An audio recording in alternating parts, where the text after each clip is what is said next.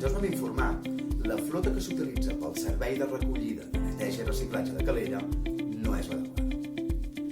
S'utilitzen camions vells, ja amortitzats i de reserva, que no poden portar a terme el servei diàriament degut a la seva antiguitat. I el que és més greu, hi ha un camió de 26 tones i amb matrícula 7594 JPF i d'un cost de 126.000 euros que està pagant i és propietat de la població de Calella que està desaparegut.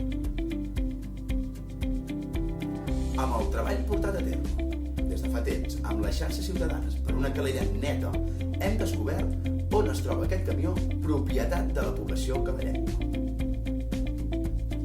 I tenim documentació al respecte.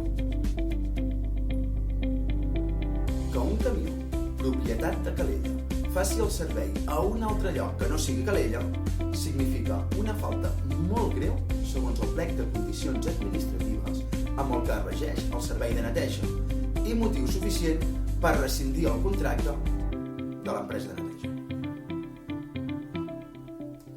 No podem permetre que els vehicles que paguem la població calellenca faci el servei a d'altres municipis.